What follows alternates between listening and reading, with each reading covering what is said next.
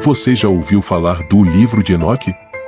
Um texto tão antigo e enigmático que desafia até as mentes mais curiosas e estudiosos do mundo todo. Considerado um dos escritos mais misteriosos e controversos da história, o livro de Enoque é uma obra atribuída a Enoque, o bisavô de Noé, e fala sobre um universo que vai muito além do que imaginamos. Nele, existem relatos sobre anjos caídos, gigantes poderosos, profecias sobre o fim do mundo e segredos celestiais que teriam sido revelados a Enoque em visões e diálogos com seres divinos. Durante séculos, esse texto foi deixado de lado, tratado como apócrifo, ou seja, não foi incluído na Bíblia tradicional. Mas a questão que fica é, por que um texto tão revelador foi banido? O que ele realmente esconde? O livro de Enoque começa de forma impactante, revelando que Enoque teria sido escolhido para testemunhar segredos divinos, tornando-se um elo entre o mundo humano e o espiritual. É como se ele fosse o portador de uma mensagem proibida, algo que os homens comuns jamais poderiam compreender ou suportar. Ao ser levado ao céu, Enoque testemunhou coisas que poucos ousariam sequer imaginar. Ele descreveu um conselho celestial, onde anjos se reuniam para observar a terra. E é aí que aparecem os chamados vigilantes, anjos encarregados de guiar e proteger a humanidade.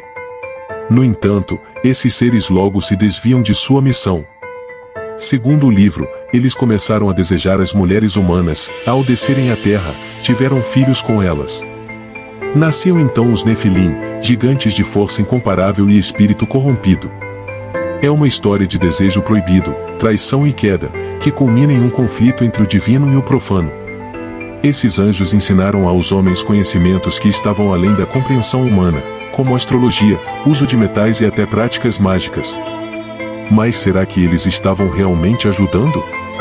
Ou, na verdade, plantaram sementes de destruição na terra? Após a queda dos vigilantes, o livro de Enoque descreve uma verdadeira batalha celestial.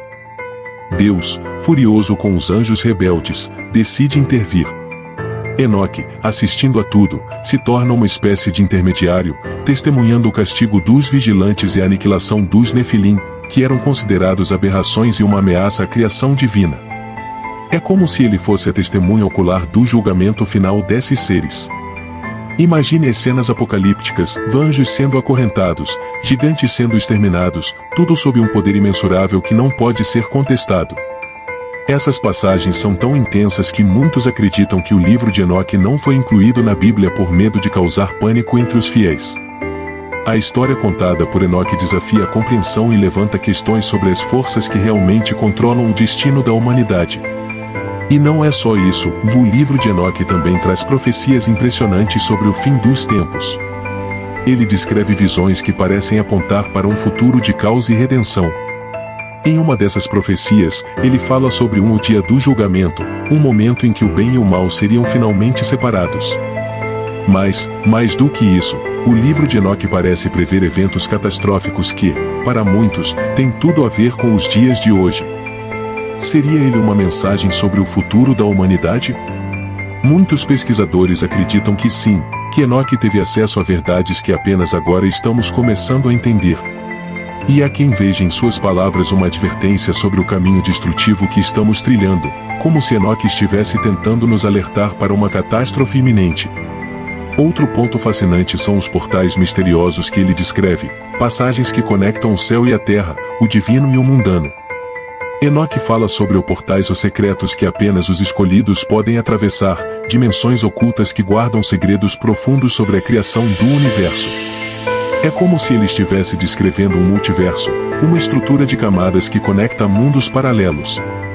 Será que Enoque viu o que hoje tentamos entender com a física quântica e as teorias sobre o multiverso?